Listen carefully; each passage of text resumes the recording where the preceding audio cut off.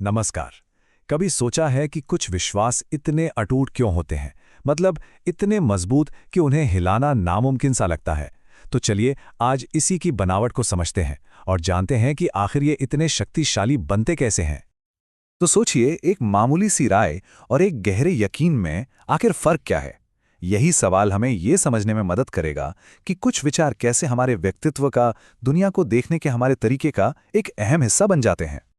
चलिए इस विषय में थोड़ा और गहराई से उतरते हैं।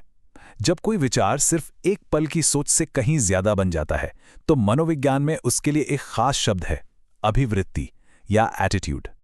मतलब जब किसी एक विचार के साथ किसी की सोच, उसकी भावनाएं और उसके काम, ये तीनों चीजें जुड़ जाती हैं तो वो सिर्फ एक राय नहीं रह जाती, वो एक अभिवृत्ति बन जाती है।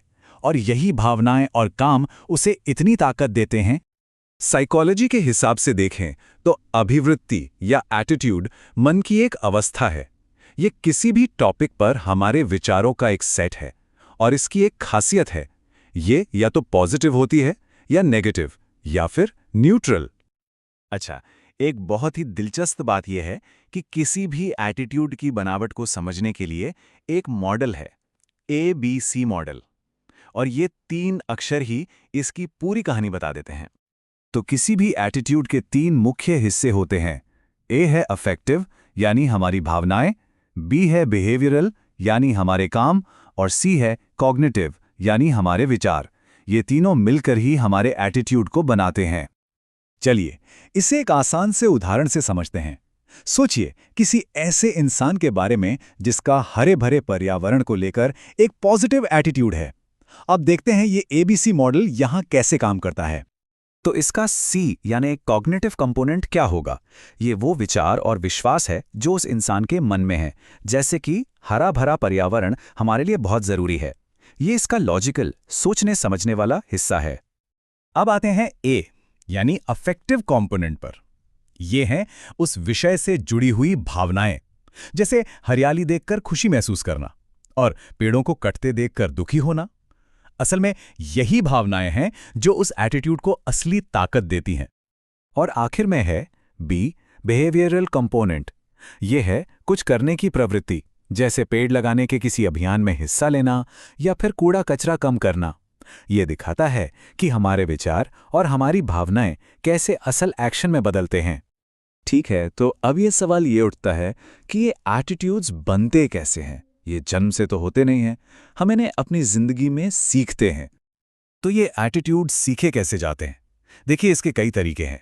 कभी एसोसिएशन यानी जुड़ाव से, कभी इनाम और सजा से, कभी दूसरों को देखकर, या फिर हमारे कल्चरल नॉर्म्स और हमें मिलने वाली जानकारी से। जुड़ाव का एक बहुत ही सरल सा उदाहरण है।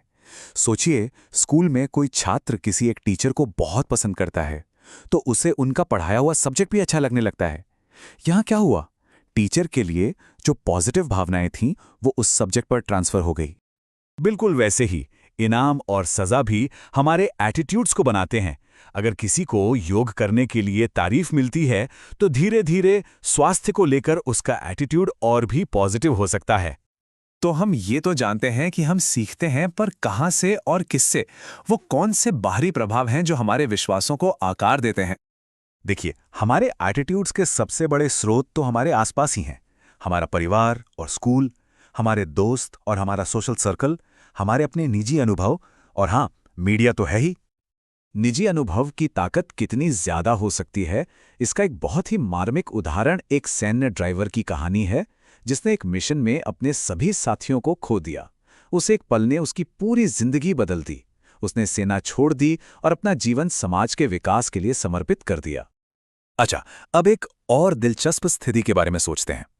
क्या होता है जब हमारे अपने ही 2 विचार आपस में टकरा जाते हैं?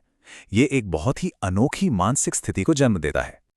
कभी ऐसा महसूस हुआ है कि कोई काम अपने ही विश्वासों के खिलाफ हो रहा हो?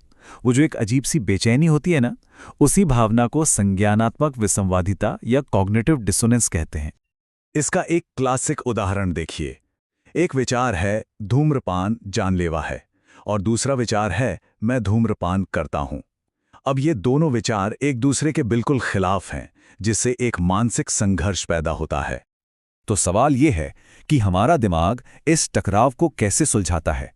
हम इस मानसिक बेचैनी को कम कैसे करते हैं। सबसे जरूरी बात यह है कि हमारे दिमाग को स्थिरता पसंद है, एकरूपता पसंद है। इस बेचैनी को कम करने के लिए हमें कुछ तो बदलना ही होगा। या तो हम अपना व्यवहार बदलें, जैसे कि धूम्रपान छोड़ दें, या फिर हम अपने विश्वास को ही बदल दें, जैसे ये मानने लगें कि धूम्रपान उतना भी खतरनाक नहीं है। तो आज जो कुछ भी हमने समझा है उसके आधार पर यह सोचना कितना दिलचस्प होगा, है ना, कि किसी इंसान का सबसे मजबूत एटीट्यूड कौन सा होता है और क्यों। क्या उसके पीछे की भावनाओं, व्यवहार और विचारों को पहचाना जा सकता है।